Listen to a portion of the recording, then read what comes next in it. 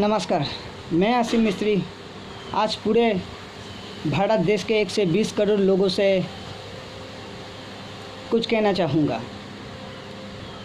हाल ही में आज सुबह ही इंस्टाग्राम में टीवी बांग्ला 9 की एक न्यूज़ देखे, जिसमें हमारे राज्य के जो मुख्यमंत्री जी है वो कुछ कह रहा है कि इंसान को क्या चाहिए, हीरे का खाना, सोने का डाल खाने के लिए क्या चाहिए, सरकार इतना कहाँ से लाएगा, सरकार के पास नहीं है इतना देने के लिए। काफ़ी लोग शायद हमारे राज्य के मुख्यमंत्री के खिलाफ़ हो सकते हैं, लेकिन मैं उनके खिलाफ़ नहीं हूँ, क्योंकि मैथमेटिक्स करके देखा जाए तो एक हिसाब से सही है। किसी के ऊपर उंगली उठाना तो बहुत आसान होता है, लेकिन उंगली उठाने की जो रीज़न होता है वो हर किसी के पास परफेक्ट रीज़न नहीं होती है किसी के ऊपर उंगली उठाने के लिए। और एक बात तो कहना चाहूँगा कि काफ़ी सारे पढ़े लिखे समझदार लोग हैं, क्या इन लोगों को वाकई में पता नहीं कि देश की विकास कैसे किया जा सकता है, देश की तरक्की कैसे किया जा सकता है। और हमारे राज्य के जो मुख्यमंत्री जी हैं माँ माटी मानुष मैडम, मुझे पता नहीं आपको हमारे पश्चिम बंगाल में या फिर और देशों में किस नज़रिया से आपको देखते हैं, लेकिन हम आपको जितना हमारे घर के माँ को हम लोग इज्जत देते हैं, हम आपको उतना ही इज्जत देते हैं। उसी नज़रिया से देखते काफ़ी कुछ कहना पड़ता है हम लोगों को ज़िंदगी जीने के लिए।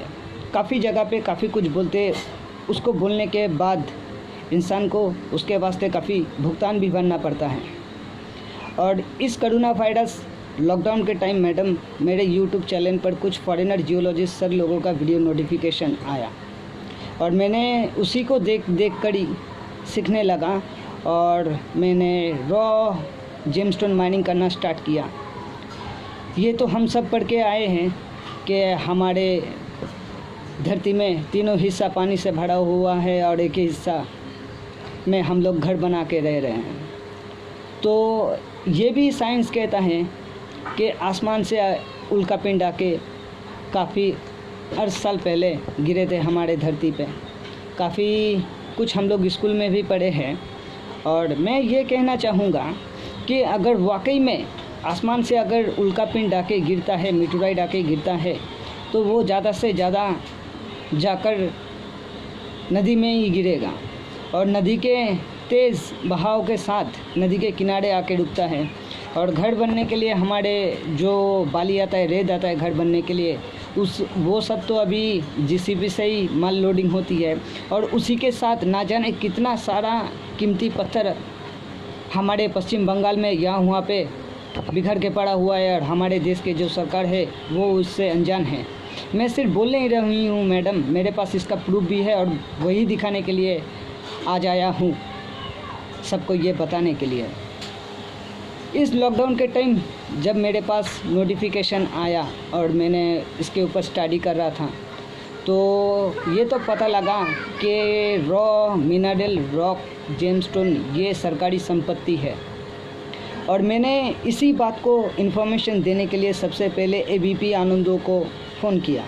तो वहाँ से मुझे पूछा गया कि कहाँ से मुझे मिला, जो सही था मैंने वही बोला कि सर बाली से कुछ पत्थर मिला है मुझको ऐसे, जो मुझे लगता है कि काफ़ी कीमती पत्थर हो सकता है। तो उन्होंने कहा कि तुम जाके उसको टेस्ट करवाओ, टेस्ट करवा के रिपोर्ट लेके आओ, उसके बाद हम तुम्हारा कोई मदद कर सकते हैं।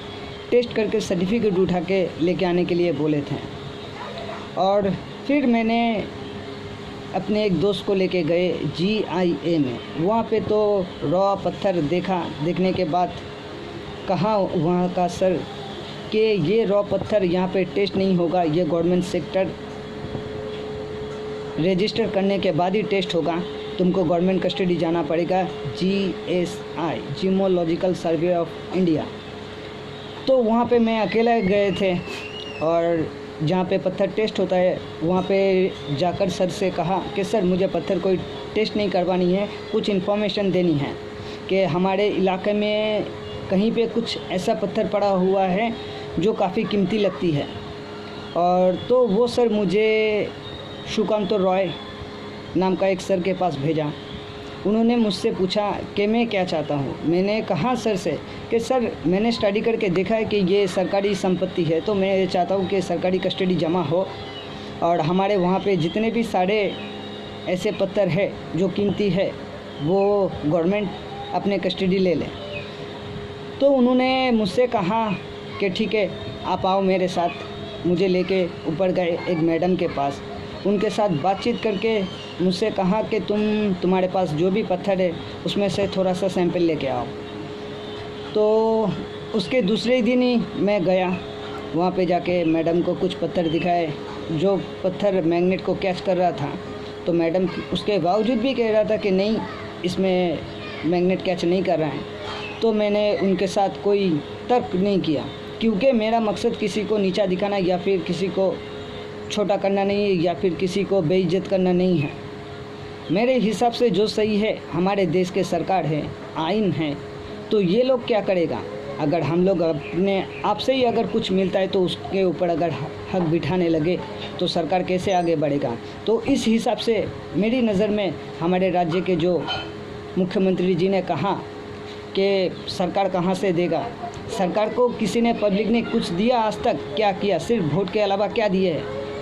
पढ़ाई लिखाई तो काफ़ी लोग किए, लोगों के पास जॉब करते हैं, गर्लफ्रेंड को लेके घूमते हैं और घूम फिर के ऐश करके ज़िंदगी गुजार रहे हैं। तो देश की विकास के लिए सिर्फ हमारे देश के सीएम को ही बोला क्यों जाते हैं कि देश की विकास नहीं हुआ, यहाँ पे घोटाला हुआ, वहाँ पे घोटाला हुआ है। ये तो आज से नहीं, 75 साल होने जा रहे हैं घोटाला हो रहा है। जो लोग पढ़े लिखे हैं वो लोग चाहे तो काफ़ी कुछ कर सकता है, लेकिन करता कुछ नहीं है। और इस लॉकडाउन मैंने जो किया है बस वही बात हमारे राज्य के मुख्यमंत्री जी से कहनी है। और आता हूँ दूसरे वीडियो पर आके ठीक से बात करते और दिखाते कि मैंने किया क्या है अपने देश के विकास के लिए। और हमारे राज्य के मुख्यमंत्री जी से मैं असीम मिस्त्री पूरे दिल खोल के आपसे मदद मांगता हूँ। मैडम, अगर आप मेरी साथ देते हो तो मैडम मैं ज़िंदगी भर आपकी शुक्रगुज़ार रहूँगा। और काफ़ी सारे लोग पार्टी पॉलिटिशियन में आते हैं पैसा कमाने के लिए। मैं वादा करता हूँ बिना किसी पार्टी का झंडा पकड़कर सिर्फ आप ही की मदद करूँगा मैं। और जो चीज़ मैं करके दूँगा